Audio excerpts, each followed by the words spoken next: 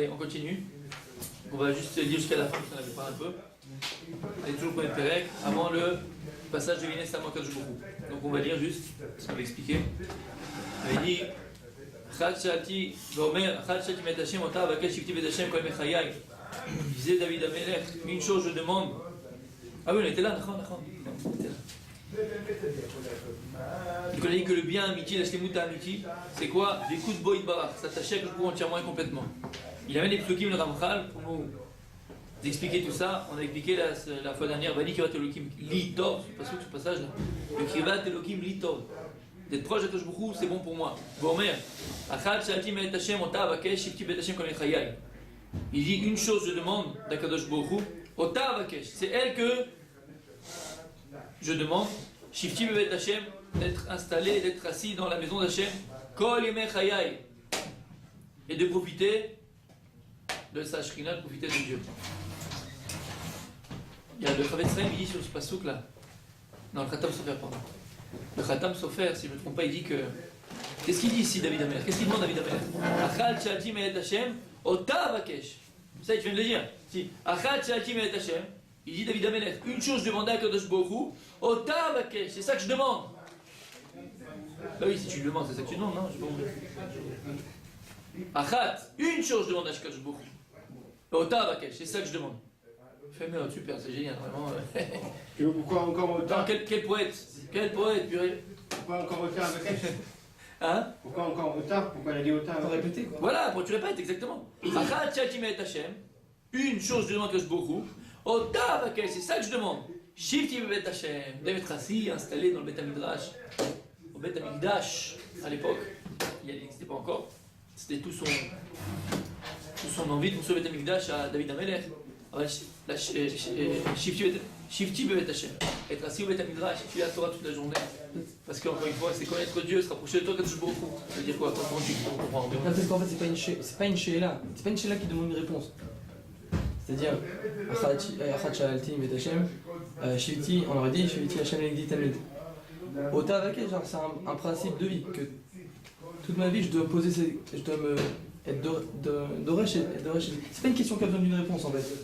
C'est un renseignement. J'entends ce que j'ai fait, c'est pas mal. T'as pas ce que tu as dit? T'as fait. C'est pas une she'ela qu'il a lâché. C'est pas une she'ela parce qu'il aurait dit Achad Shalti. Pourquoi Shalti Avakesh alors? Ah, c'est un souhait, c'est une fila comme une fila. Voilà, c'est une fila sur lui. L'action. Achad Shalti Ota Avakesh, c'est-à-dire que je dois le faire tous les jours. Ça m'indique le lien que ça doit être tamid cette question-là, qui doit être inscrite en moi. C'est pas une question qui demande une réponse. C'est la fait ce que tu dis. Cher Michael. Quelque chose que. C'est pas seulement de demander la chose, c'est aussi chaque jour de voir que c'est son objectif. Chaque jour, il faut qu'il se donne les moyens d'arriver à ça. Et où tu vois ça dans ta Avakesh? C'est marrant déjà de vénérer, là je vais entre regarde quoi, il utilise deux termes. She'ela ou Bakasha. J'ai vu que Bakasha c'est Benafsho. Benafsho? Benafsho dans Bakasha. On voit ça dans l'Estien. Ah, avec Benafshi et Bakashati. Ah, fait. Je ne sais plus qui dit ça, mais She'ela c'est d'argent. Quand il y a une Bakash, ça veut dire Benafsho d'abord. C'est profond, lui, c'est vital. Bakasha c'est J'ai oublié qui est ce que j'ai dit. La fait, c'est beau ça. C'est bon, Ota Avakesh, que peut mettre c'est profond en moi. Mais même ta Shoel, c'est pas sinon c'est pas grave, si tu veux pas, c'est bon, j'ai demandé mais. Une she'ela, tu dis oui, tu dis non, c'est pareil. Non, Ota Avakesh. peut-être Achad Shalti. Shalti c'est bon comme déjà le frère. C'est Shalti, je demande. Comme je demande à Kadosh Baruch Hu, non, moi ça. Tu peux me prêter ton vélo quoi. Ouais, voilà. Tu dis oui, tu dis non, bah je vais acheter. Ouais, bon, le verbe Pashut c'est Shalti, c'est She'ela, je demande, et Avakesh c'est Bakasha, mais plus que ça, peut-être Ota Avakesh, c'est-à-dire, des fois je demande à quelqu'un quelque chose, je demande un vélo avec 21 trucs, tout ça, et dans un vélo de 18, tu vois, à côté. On lui dit Ota Avakesh, je demande une chose et ça j'ai envie. Ota Avakesh, que ça. Je demande une chose, je demande ça, c'est tout. Et alors dans David Amelech, comment tu. Achad Shalti Me'et Hashem, une chose c'est demander à Hashem. Ouais. Ota Avakesh, ça j'ai envie, pas à côté, c'est-à-dire demander une chose et donne-moi ça. Tu me réponds autrement, je sais pas. Éphémérade. Ce que je dis, c'est Khatam Sofer qui dit ça. Éphémérade. יפה מאוד, non, c'est extraordinaire. Kavantan lésé. Ce que tu as dit, c'est émet. Ce que tu as dit, Rabbi Mordechai, c'est émet aussi. C'est émet. C'est très très vrai ce que tu dis. C'est très très vrai. Ça rentre dans les mots en plus. C'est très vrai. Dire Tam Sofer que l'homme, toute sa vie, on a tous des demandes, d'accord? On a tous des demandes. On demande que je la santé, la parnassa, qu'on gagne au loto, que ceci, que je vais en vacances dans une belle croisière, que je. On demande plein de choses à Kadosh Baruch Hu. C'est pas les yeux grands. Ouais. On demande plein de choses à Kadosh Baruch Hu. Il dit c'était quoi la malade David Amelech? C'était quoi la grandeur de David Amelech? Achad Shalti. Il dit David Amelech, depuis que je suis tout petit, depuis que j'ai commencé à savoir c'est quoi demander à Kadosh Baruch Hu, une chose je t'ai demandé. Alors nous aussi des fois, on insiste sur quelque chose, on veut quelque chose. Et comme il a dit Rabbi Eliezer, après tu as 10 ans, 20 ans, 30 ans, nos demandes, elles se transforment, elles changent. À 10 ans, quand tu voulais ta petite voiture majorette, ce que tu demandais à Dieu, à 20 ans, c'est la vraie voiture majorette. C'est pas la petite, c'est celle que tu conduis. Et puis quand tu as la voiture que tu conduis, que je beaucoup maintenant, vas-y s'il te plaît, donne-moi ceci. Et puis quand tu as cela, donne-moi autre chose. Tu vois que nos demandes, elles changent en fonction de ce qu'on est. Il dit la grandeur de David Amelech, c'est depuis petit, depuis son plus jeune âge jusqu'à la moment, il le dit encore et toute sa vie. Je te demande une chose à Kadosh Baruch Hu, il n'y a que ça, j'avais une demande dans ma vie, j'ai rien demandé à Dieu moi toute ma vie. Une chose, j'ai demandé à Kadosh Baruch Hu, quoi? Shift qui veut les Hashem. David Amelech, même si d'après l'âge, c'est normal, on change, on transforme, tu as 10 ans, 20 ans, tu as 15 ans, 20 ans, 25 ans, 30 ans, 40 ans, 70 ans, l'homme, il évolue, sa demande elle n'a jamais changé. Malgré que lui il a évolué, qu'il a changé, on a pu même ses demandes ont pu être transformées. Regarde que quand tu évolues, tu grandis, même tes demandes elles ne sont pas les mêmes. D'accord? Et les demandes que tu as jouées à Kadosh Baruch Hu, c'est pas celle que tu avais hier, c'est pas shoot, c'est clair. La grandeur de David Amelech, il dit Khatam Sofer, c'est quoi? C'est que David Amelech, il n'a jamais changé sa demande. Et il témoigne. Une chose je te demande à Kadosh Baruch Hu, une chose. Shiv qui veut être Hashem. Ota Vakesh, il a dit Rabbi Eliezer. Ota Vakesh, c'est ça. Les demandes, ça n'existe pas, c'est ça que j'ai demandé à Kadosh Baruch Hu toute ma vie. Ça, c'est la Hatzmada, ça. Même dans la Tfila, ça qu'il y a une Hatzmada. Une Hatzmada. David Amelech, c'était clair ce qu'il voulait dans la vie. C'est quoi? Kirvat Hashem. Comme il a dit au départ, le premier pasouk. Kirvat Okim Litok. Quelqu'un qui ressent plus fond lui-même que se rapprocher de Kadosh Baruch Hu, se rapprocher de la vérité, il veut mettre l'essentiel, c'est bon pour lui. Alors il demande que ça. Parce que finalement, tout ce qui va t'arriver dans la vie, et tout ce à quoi tu vas devoir être confronté, t'as le baiser. T'as le baiser. Tous les missionnautes et les épreuves de la vie, elles dépendent de ça. Qu'est-ce qui va te faire passer le shlar, passer l'épreuve? Qui va te l'okim. Plus t'es accroché, t'es collé au Mekor Achaim, à la source de toute vie, à Kadosh Baruch Hu. T'es, on avait dit, invulnérable. Invulnérable, l'homme peut t'atteindre, l'homme peut te toucher. T'as plus de questions, t'as que des solutions.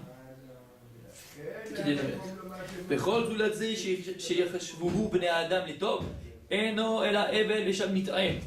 il dit, et tout ce que les gens prennent ou pensent être le bon et le bien et l'essentiel, il dit c'est du vent.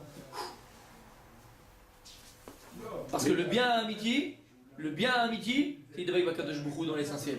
C'est magnifique parce que dans les autres choses qu'il peut y avoir, il y a aussi des choses au Khanim qu'il peut y avoir. C'est-à-dire dans le chinois des enfants, je sais pas, des choses mais rouchani, pas d'afka, des choses gashmin. Toutes les autres choses, c'est quoi? Ça s'appelle aussi Kirvat Elohim ou comme ces autres choses, c'est. Je viens de dire juste avant. Ou bien même ces autres choses, c'est. Zek Kirvat Elohim. Zek Kirvat Elohim. Quelqu'un qui arrive à Kirvat Elohim, il sait comment éduquer ses enfants, il sait comment parler à sa femme, il sait comment parler à son voisin, il sait comment se comporter quand il fait un business. Et où toutes les choses au Khanim, elles sont englobées par Kirvat Elohim. Quelqu'un qui est proche d'Akadosh Baruch Hu, c'est qu'il arrive à cette shlemut là. C'est quelqu'un qui est entier dans la chose, qui émet. C'est un chat, mais c'est pas un chat. C'est un chat, mais qui englobe tout. Bien fait, Akadosh Baruch Hu, il est chad. Quand on dit Shema Yisrael Shem Echad, il englobe tout. Dieu c'est tout. Et si tu t'accroches à tout, ben t'as tout dedans. Il a fait merde. Je ne vais pas rentrer encore dans ça, la phrase qu'il vient de dire maintenant, je vais le plus le développer dans le prochain chapitre, pas chapitre, paragraphe. Omnam, כשיזכה האדם לטוב הזאת, ראוי שיעמול ראשונה וישתדל בגיעו לקנותה. והיינו, שישתדל להידבק בו, יתברך בכוח מעשים שלילותם זה העניין והם המצווה. Il te dit quelque chose de super important, le Ramchal, il nous dit maintenant qu'un homme, il est zoché d'arriver à ce bien-là, ce qu'on a expliqué dans les autres cours. Raoui, ce Tov Amiti, ce bien véritable, Raoui Sheyamol Rishona, Vishtadel Biguliknota. Il faut qu'il s'efforce en premier et qu'il mette tous ses efforts pour l'acquérir. Ve'ainu, Shishtadel Idavek Bo Dibarach, Bekoach Maasim. Que maintenant il doit faire en sorte de s'accrocher à Kadosh Baruch Bekoach Maasim par des actes. Shetolotam Ze'anyan Vehem Amitzvot. Parce que les actes ils vont t'amener exactement à ça, à Idavek à Kadosh Baruch Hu. Maintenant, Behemet, tu sais que tu vas acquérir cette ma'ala, cette grandeur que tu as acquis, à laquelle tu es arrivé.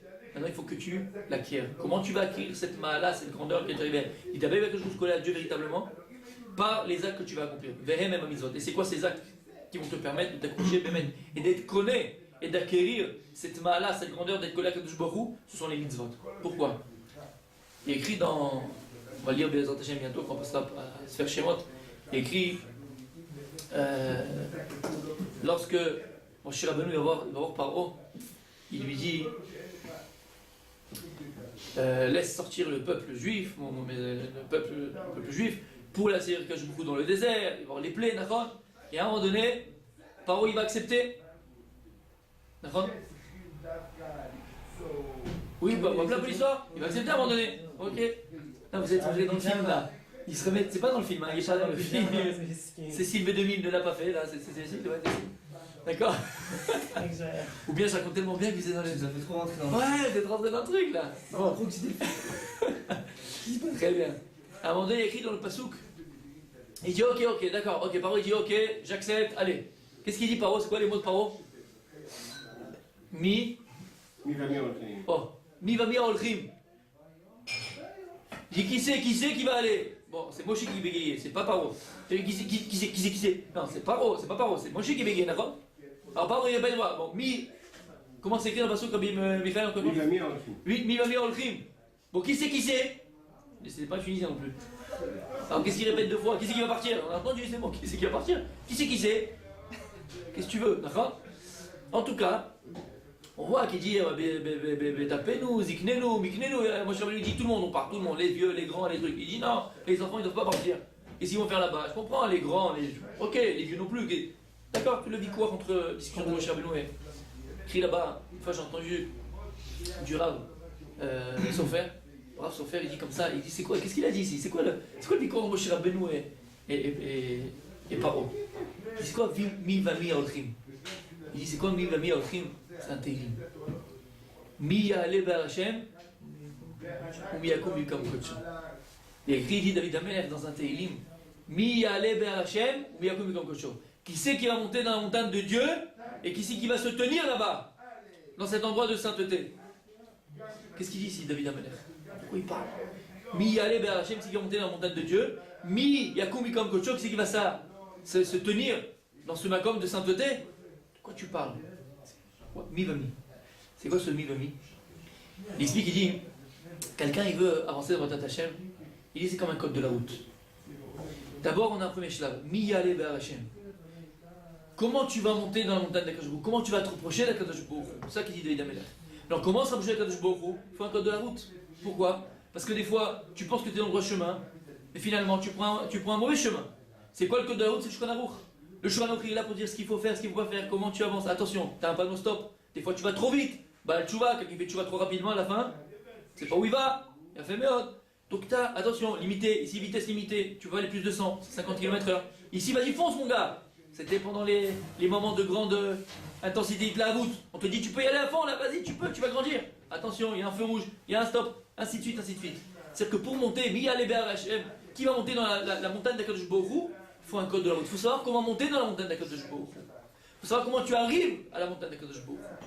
C'est quoi? C'est le code de la route. C'est le code de la route, le code de la Torah, c'est la halakha. Savoir halakha et un rab qui te connaît, qui connaît ton effet, qui connaît comment tu marches, qui sait comment tu marches. Il va t'aider, il va te conseiller. Attention, fais plus ceci, fais moins cela. Et tu avances avec Moussa.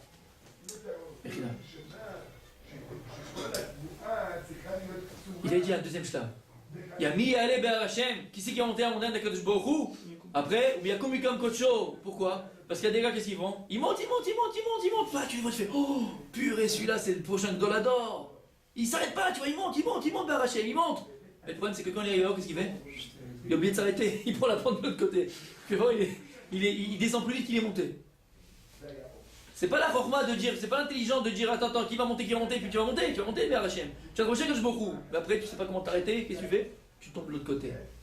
Non, la forma c'est y aller vers Hachem, qui va monter à la montagne de Kajbourou, se rapprocher de Kajbourou, mais il y a Kumbikam Kocho, Atzmada, c'est qu'il va y rester maintenant qu'il est arrivé là-haut. Surtout, c'est pas d'être arrivé là-haut. Quand ils font l'Everest, ils ont mis le drapeau. Et où il est le gars, il est en bas maintenant. Ah, on s'en fout, c'est toi, tu dis pas ça, mais qu'est-ce qu'il va faire? Tu restes là-haut, toi. Qui sait qui va faire? Tu vas arriver à rester là-haut, via Kumbikam Kocho. Qui va faire que tu arrives à maintenant rester à cette darga là, à cette Kirvat Elohim? Qui sait? C'est ça, Mivami. Qui c'est? Quelqu'un qui a été connaît cette mida. Maintenant que tu es arrivé là-haut. Non. Maintenant qu'il va, pardon, peut-être cette mida. Maintenant qu'il va être connaît cette ma'ala. Quelqu'un qui va acquérir véritablement cette ma'ala, ce niveau dans lequel il est arrivé de Kirvat Hashem. Alors comment acquérir ce niveau de Kirvat Hashem? Comment arriver à acquérir ce niveau-là de Dvekut Bakadosh Baruch Hu, d'être attaché à Dieu? Par les ma'asim, par les mitzvot, par l'accomplissement des mitzvot. Comment et pourquoi? Il explique le Rav Dessler, on voit que lorsque Akadosh Baruch Hu, il se dévoile à Abraham Avinu, ouais, c'est magnifique, il lui promet plein de choses, et ta descendance, et ceci, cela, dans la Torah, on parle, le projet qu'on a vu pas longtemps. Akadosh Baruch Hu se dévoile à Abraham Avinu, et il dit Rav Dessler, tout de suite, qu'est-ce qu'il y a pris le passage après? Abraham, Bana Mizbeach. Il dit qu'Abraham, il a construit un Mizbeach, il a fait des sacrifices à Akadosh Baruch Hu. Sinon, pourquoi qu'est-ce qu'il y a? La Torah n'écrit pas les choses pour rien.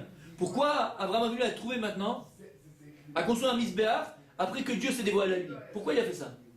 Il dit à Dessler, Abraham Avinu nous demande quelque chose de très fort, Bavodat Hashem, très puissant. Quoi? C'est qu'un homme dans la vie, il peut avoir des grands gilouim d'Akadosh Baruch Hu. Il peut arriver à un grand dévoilement d'Akadosh Baruch Hu. Il peut arriver à une Kirvat Hashem extraordinaire. Il peut arriver à un rapprochement d'Akadosh Baruch Hu extraordinaire. Dieu il se dévoile à toi.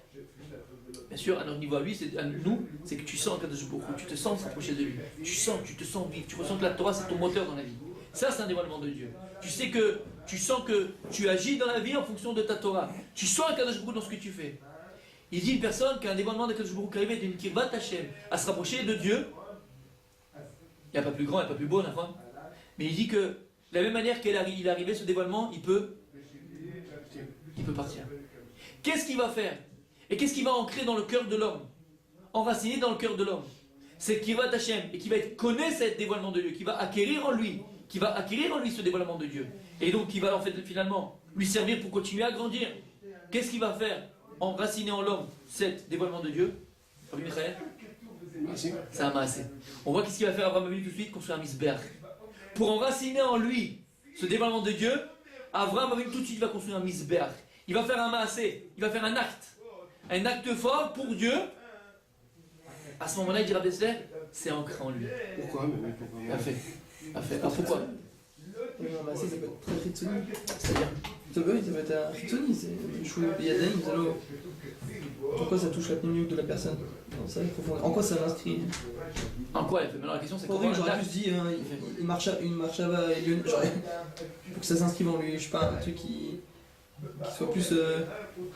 Il a fait. En quoi un acte maintenant va faire enraciner dans le cœur de la personne? En quoi un acte il va avoir un impact maintenant sur ce dévoilement de Dieu que je peux avoir? En quoi l'acte il peut faire que je vais acquérir ce niveau dans lequel je suis arrivé? En quoi? Alors en quoi? C'est que finalement c'est ce qu'on dit tous les matins. Tous les soirs. Il y a deux choses. Il y a data. Dans la Torah, dans Vadat Hashem, tu as deux éléments. Tu as le sechel et tu as le cœur. Tu as le da'at et tu as le cœur. C'est-à-dire que d'un côté, il faut. On étudie avec ton sechel, tu étudies avec ta tête. Tu réfléchis avec ta tête. On a dit c'est important, c'est le plus grand Kéli, le plus grand cadeau que Dieu lui a donné à l'homme, c'est son sechel. Si on n'a pas de sechel, on représente un animal. L'animal, il ne fait pas la différence entre le blanc et le mal, entre ce qui est bon et pas bon. L'homme, il a cette capacité par son sechel. Maintenant, on peut nous rester au niveau du sechel, au niveau du da'at, au niveau intellectuel. C'est-à-dire que tu connais plein de choses, mais au niveau de l'acte, entre ce que tu sais et ce que tu fais, c'est combien de milieux sous les mers là? Ouais, 20 milieux sous les mers. Entre ce que tu sais et ce que tu as accompli, il n'y a aucun rapport. Qu'est-ce qui va faire finalement que tu vas accomplir ce que tu sais? On a dit ça va faire Shivotai Levavecha. quand tu vas faire ancrer dans ton cœur ton da'at, ton savoir. C'est quoi ancrer dans le cœur? Parce que finalement, le cœur, c'est lui qui donne. C'est lui qui donne l'ordre à l'homme d'agir. C'est pas ton da'at, c'est ton cœur. Il dit à l'adversaire que le cœur, c'est le centre de l'homme. C'est le merkaz à Adam. Parce que finalement, tu peux savoir des choses, mais pas les accomplir. Tu peux savoir des choses et ne pas vivre en fonction de ce que tu sais. Qu'est-ce qui va te faire vivre en fonction de ce que tu sais?